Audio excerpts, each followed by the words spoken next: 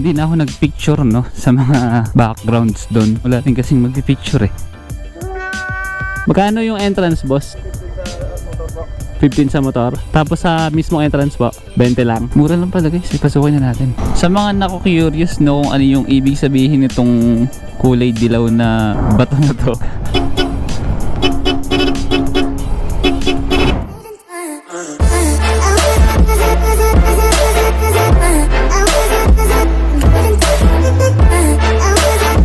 So yun guys no, ito yung ating second vlog. Pupunta tayo ng Tanawan. Dito lang siya sa may Nueva Ecija. Hindi man tayo lalabas ng probinsya. Malapit-lapit lang naman siya. Siguro kaya nitakboy ng mga 1.5 oras ganun. Mas malapit siya kumpara dun sa may Tarlac. So yun, gamit natin yung ating NMAX. Medyo marumi lang, hindi natin gaanong nalinis. Binisikan na lang natin kanina sa bahay bago tayo umalis no. Nagmamadali rin kasi tayo. So ayan, samahan niyo ako sa ating second ride or second vlog. Short ride lang tayo no, mabilisan lang, balikan lang din tayo. Hindi naman tayo papasok sa mga establishment doon or yung mga parang lugar na may mga entrance fee. Meron kasi doon iba't ibang ano eh, mga pwedeng mapuntahan. Doon lang tayo sa mismong daanan sa labas sa long highway. Hindi na tayo mag-iikot-ikot. Nga pala no, ito yung ating pang-4 na beses na pupunta or pang-5. Mabilis lang naman din siyang puntahan, wala naman gaanong lilikuan. At pagpasok mo pala ng Tanawan no, madadaanan mo rin dun yung property ng military sa may Fort Magsaysay. Andun yung maliit na airport or yung base or campo nila. Napansin ko lang din sa unang video natin no, hindi ganun masyadong na-utilize yung quality yung video natin. Naka 4K settings kasi ako dito sa may camera natin. Pero nung in-edit ko siya, nakalimutan kong baguhin yung project settings sa may 4K no, naka 1080 lang. Kaya nung na-edit na natin at na-render yung video natin, hindi ko na nabago yung settings, na wala na rin yung ano eh, mga raw files natin. Kaya kung ano man yung naging quality sa first video natin, baguhin natin sa ating second vlog. Kailangan naka 4K tayo para mas malinaw yung ating quality. At nga pala ano, bago ko makalimutan, kung bago ka lang dito sa ating channel, huwag mo nang kalimutang mag-subscribe at pinutin mo na rin yung notification bell na para updated ka sa mga future uploads natin or sa mga future rides natin. So itong dinadaan natin yan, dito pa lang naman tayo sa may Ihain no, ang isa sa may pinakamaraming rough road na daan sa Nueva Ecija. Ang tagal, hindi pa rin naayos ang karamihan sa mga daanan dito. Kaya marami ditong ano eh, nasisiraan ng gulong o napaplatan. Tulad nito, ito matagal na rin tong daan na to, hindi pa rin naayos eh. Tinatampakan lang lagi nila, hindi pa rin nasisemento. Nandito naman tayo sa may bangin. Medyo gaano kalalim yung mga hukay dito, diba? Para kang nag-ano eh, mamotocross eh. Napakabaon sinong daanan. Ito yung simbahan ng San Agustin ano. Meron din yung eskwelahan hanggang senior high. Hindi ko na na-videohan, magpas ako. Pero ito yung isa sa private school dito sa Hain. Then bago magtulay, itong arko na to, hanggang dito lang yung Hain ano. So ito yung Pampanga River. Medyo mainit lang ngayon no, pero buti papahapon na rin, alas 4 naman na, 4 PM.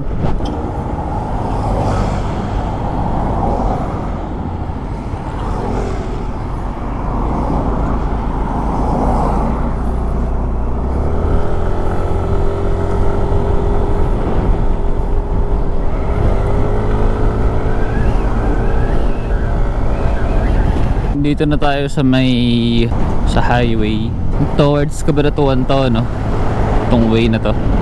Pagpabalik naman is papuntang Manila, Gili.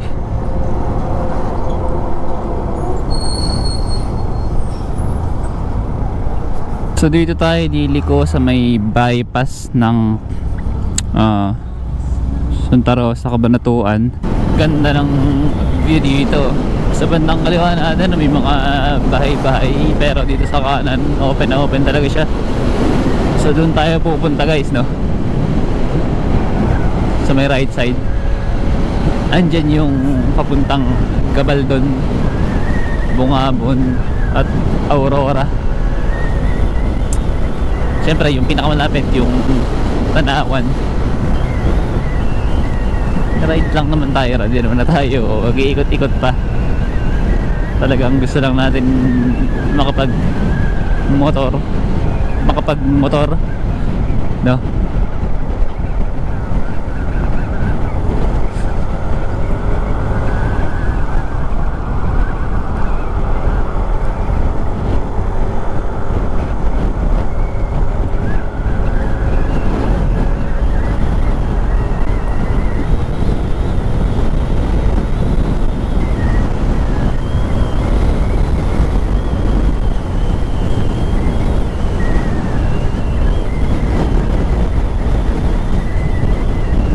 Siguro hanap na lang tayo doon ng magandang spot, no? Para at least kahit paano makita natin yung view mula dun sa itaas.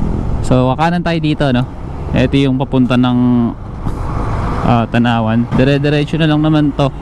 Unang madadaan natin dito, sinasabi ko kanina, yung sa may property ng Fort Magsaysay. So dire-diretso na lang tayo. Yung huling punta ko dito na dumaan kami ng Tanawan is yung kasama natin yung ating idol na si Reed Motovlog, nung nag-aya siya sa may Aurora ng mga small CC na motor. Pumasyal siya dun sa may Pacific View Deck, dun sa may Dinggalan. Sulit din yung naging ride nun. Full day tayo. Buong araw natin nakasama yung ating idol. Ang ganda ng view dito. Kahit malayo pa tayo sa may mga bundok-bundok, kitang-kita mo na yung view. Hindi ko lang kung kita sa camera, ano, pero para siyang fake. Kaya pag nakita kayo ng bundok, di ba, ganoon yung feeling minsan, parang hindi siya totoo. Parang may malaking ano lang, malaking painting na nakikita mo. Sobrang ganda niya. Hindi ko lang kung ilang kilometro to, hindi na rin ako nag Google Map eh. Dire-diretso na lang naman kasi to. Share lang natin guys, no? Sa mga nako-curious, no, kung ano yung ibig sabihin nitong kulay dilaw na bato na to, na may nakalagay na K, tapos may number, tapos sa ilalim niya may letters din, tapos number ulit. Ibig sabihin yan guys, yung K na yan, ang tinutukoy niyan is yung sa may, kung di ako nagkakamali, sa may Luneta, no? Sa may Rizal Park. So ibig sabihin yan, ang layo natin sa Rizal Park mula dito sa eksaktong lokasyon natin, no, is 113 kilometers dun sa may Luneta. At yung nasa ilalim naman, FM, ang ibig sabihin yan ay yung kasunod nating bayan, no? So ngayon nandito tayo sa Santa Rosa. Ang kasunod na bayan is yung Fort Magsaysay. Ibig sabihin, ang layo natin ay 13 kilometers mula dito sa exact location natin. Ayun, na-share ko lang naman guys, no? Tara, tuloy na tayo. Sa condition ng daanan dito guys, no, hindi naman siya ganun ka pangit, hindi rin naman ganun kaganda. Meron kasi iilan dito na part na medyo may mga hukay or may crack yung daan. Siguro dahil sa mga dumadang truck or malaking sasakyan, no, may part na bigla ka na lang magugulat, no, kasi may lubak. Dapat aware ka, no. Tulad yan, ayun, no, mga maliliit na hukay. Kailangan pagka may nakita ka na medyo parang may sira yung daanan, anticipate mo na agad habang malayo. Mag-ready ka na agad magbagal, magminor.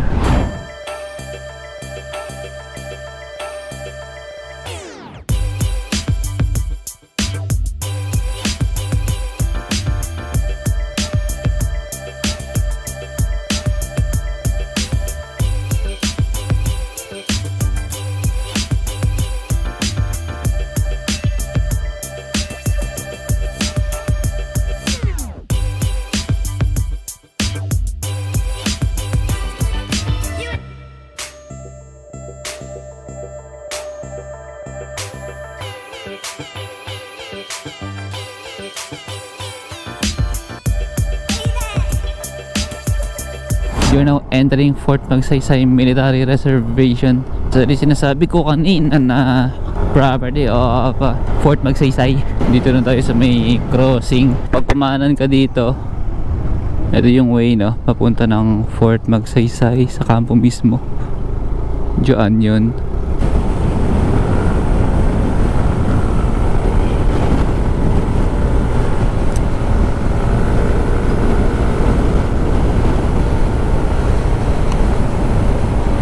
May ilan lang mga daanan na ayun, ganun, may mga sira-sira din. Dahil siguro pa rin to sa mga sasakyan na malalaki. medyo bumababa na rin yung araw. Kailangan makababa tayo bago dumilim ng tuluyan. Saglit lang din naman tayo dun. Gusto ko lang talaga kayo guys ipasyal. Hindi ko alam kung matagal na to, no? Nagulat ako, may mga bus na palang dumadaan dito. Tulad nitong isa papuntang Dinggalan, ito yung kanina eh. So yun yung view. Hindi naman siya ganun kalaki or kataas, I mean. Tingin ko sarado na yung mga tourist spots dito. Hanap lang tayo ng magandang spot dito siguro. Tingnan lang natin guys kung magkano yung entrance dito. Pero hindi ako sure kung tutuloy ako. Tatanong lang natin kung magkano. Mahirap lang umakit, malubak yung ano, daan, puro bato. Magkano yung entrance, boss? 20 po. 15 sa motor po. 15 sa motor. Tapos sa mismong entrance po, 20 lang. Mura lang pala guys, pasukin na natin. Para at least kahit paano meron tayong makitang ano, magandang view.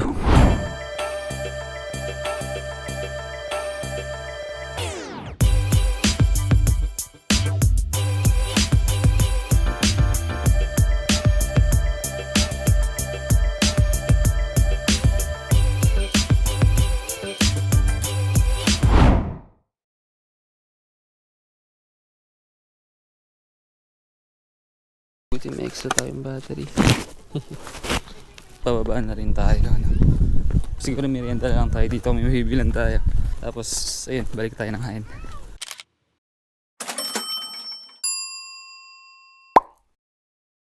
So yun guys, no, balik na tayo ng Hain. Kakayari lang natin kumain. Ayun lang yung ating short ride. Uuwi na rin tayo. Sulit naman, hindi na ako nagpicture, no, sa mga backgrounds doon. Wala rin kasing magpipicture eh.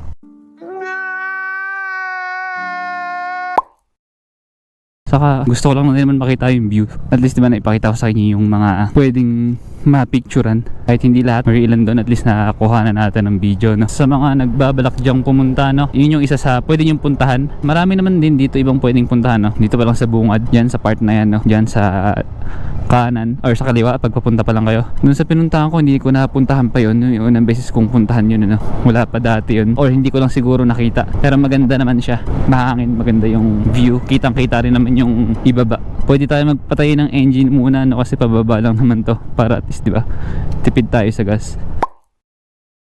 Masarap din naman yung kinainan ko, no? Hindi ko na binidyo yung sarili ko. Meron kasing tao doon, no, nag-aalaga ng bata. Kaya naman kung i-video pa natin, kasama siya eh. Yung nakita rin yung kinain ko, no? Bumili lang tayo ng tapsilog, 90 pesos lang. Tapos bumili lang tayo ng soft drinks ng 15 pesos. Masarap din naman yung pagkakaluto ng tapa. Wala rin naman sa isip ko talagang umalis eh. Natutulog pa ako bandang mga alas 2. Bigla ko naisip mag-ride or mag-short ride. Ganda ng sunset, oh. Sinisilaw ako, oh. Wala akong makita. Sakit sa mata ng reflection. Daming corner dito.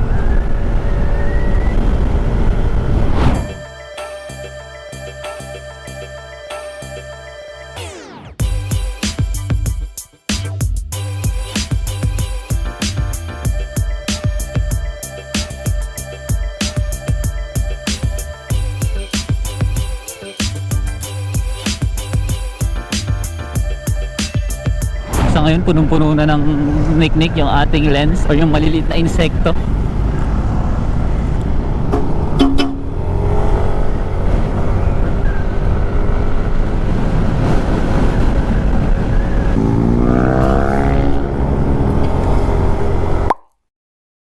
Ayun guys, sa ngayon hanggang dito na lamang muna po tayo, no? Kung nakaabot ka sa dulo ng ating vlog, maraming salamat po. Paki-like nyo na guys yung ating video, at sa mga hindi pa nakasubscribe, huwag nyo nang kalimutan mag-subscribe guys, at pakihit nyo na rin yung notification bell para ma-notify kayo sa ating mga future ride uploads. Hanggang dito na lamang tayo guys. See you sa ating next ride. This is the Motovlog.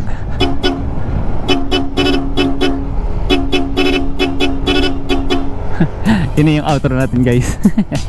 See you guys, bye bye.